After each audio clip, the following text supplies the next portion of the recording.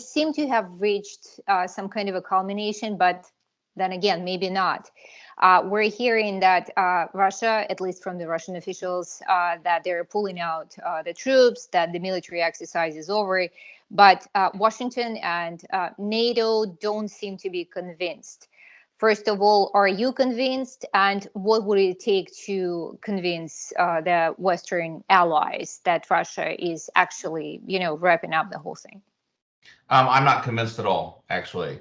There's one thing to remember when they say that they're moving troops, what you really have to concentrate on is how many troops are they moving and where are they moving them to? It's not enough just to say that the exercise is done and they're going to move troops. If you look at the movements of some of these troops, their home base is actually closer to the Ukrainian border than where they were training. So you really have to kind of dig in. And I think what we have to wait for is to see if many more of these troops start moving back away from the Ukrainian border. I mean, for example, you have units that are normally around Moscow, right? These were the last units to deploy close to the Ukrainian border. If I see those going back, maybe that's important. If I see, large parts of the Eastern Military District, which is, those units are now in Belarus, if a lot of that goes back, then I might be more convinced. But right now, I mean, Russia's approaching to having 70% of its military power on the Ukrainian border. So having just a couple units move around doesn't really tell me anything. I have various ideas about that, but I'll turn it back over to you. I'm very skeptical at this point that there's really actually been any fundamental change. I think I think this is more about taking back the narrative away from the West. So there is obviously a difference between the concentration of the forces near the Ukrainian border and the full force invasion that has been anticipated and has been predicted, and they were given different dates for that.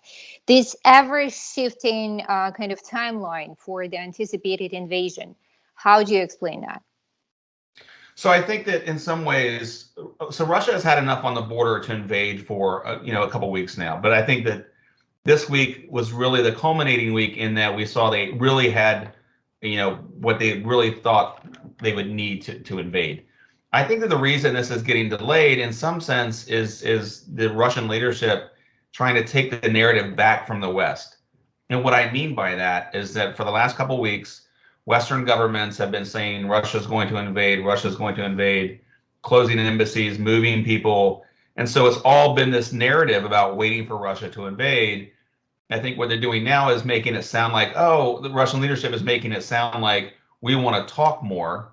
But of course, at the same time they're saying that, they're also saying that they're not getting what they want out of these negotiations. But if they can drag negotiations out a little bit longer and then do some kind of military action, in a certain sense, it takes the narrative away, and the Russian leadership will be able to say, look, we tried to negotiate multiple times with the US, and it just finally didn't work. Jeff, you have been Russia observer and Russia specialist for many years. What would the rationale be for Moscow to invade Ukraine now or at a later stage? So I think this is built up to a really critical point. I think that the most recent cause is over the last year. I think Putin has seen that the Minsk agreements, that Ukraine has no interest in following through on the Minsk agreements. NATO and the U.S. have continued to provide support and training and build military infrastructure inside Ukraine, or at least that's what the Russians think, and that the U.S. and NATO has had a greater presence in the Black Sea region.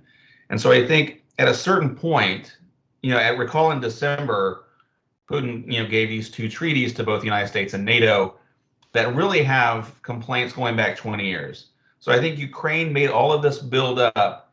And now what I think if I had to guess, what the Russian leadership sees is that Ukraine is a very serious problem that they have to fix. And that they don't want, US and NATO forces on their border, but that Ukraine is part of a deeper problem. That deeper problem is, from their perspective, an unfair settlement to the end of the Cold War, NATO expansion, and all of these other things. So I think Ukraine over the last year kind of provided a culminating point for a long history of complaints about the role of Russia in Europe. But Russia is now warned of dire consequences from the invasion. Do you think that there is actually enough kind of rational approach to this decision making and risk taking in Moscow? I don't. I don't think sanctions will impact this very much at all. I think that one, the Russian leadership believes that they can weather through, they can survive the sanctions. I think that they have domestic steps in place. They have a large reserve. They have different ways of surviving this. And two, they see this as an existential problem. This is a core problem, and you can't generally sanction somebody away from a core problem like this. You can't deter someone to the point where they just give up. And I think the Russians are convinced that we're trying to build up military infrastructure on their border, and this is really goes to the core Russian security concerns. And so I just don't think there are enough sanctions you can put in place to essentially ask the Russians to give that up. When it comes to American boots on the ground, where do you stand with your assessment of what's going to happen next? I'm sorry, say that again, please. When it comes to American military on the ground, we know that President Biden approved sending some, troops to NATO allies. Do you see a scenario under which American troops would be stationed in Ukraine at some point? I do not. I think President Biden has been very clear that we are not going there to fight inside Ukraine or to fight for Ukraine. We're there to support Ukraine, but the deployments are really about supporting NATO allies. And you have to do that pragmatically because this conflict, there's any number of ways. If Russia invades Ukraine, it could break outside of Ukraine, right? If that happens, I think that's going to be a Russian move and not a U.S. move, because it's very clear that the United States does not want a war with Russia, right? But one really bad scenario would be if sanctions caused instability inside Moscow, and then Moscow decided to expand the conflict to get the United States and NATO to back down on sanctions. That's just one very speculative scenario. But you could have accidents or any kinds of different things. When you have so much military activity in one area, you could have unintended escalation. And so I think that we're just being very cautious and saying we have to protect our allies. This is a very dangerous situation, and so we need to deploy more troops to protect NATO. Jeff, as a military analyst, how do you assess now the amount of weaponry that has been supplied to Ukraine, and how this is going to change the Russian calculus, and how it might affect the kind of security structure in the middle of Europe? Is it going to be somehow reinforcing and reassuring, or there might be other consequences?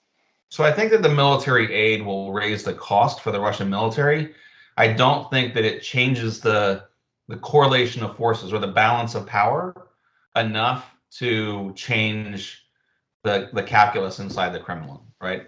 The Russian military has a very large advantage over the Ukrainian military, even with these arms. But that does, the Russian military will have to take these into consideration because it will be more costly. But I don't think it's enough to stop if Putin decides to invade Ukraine.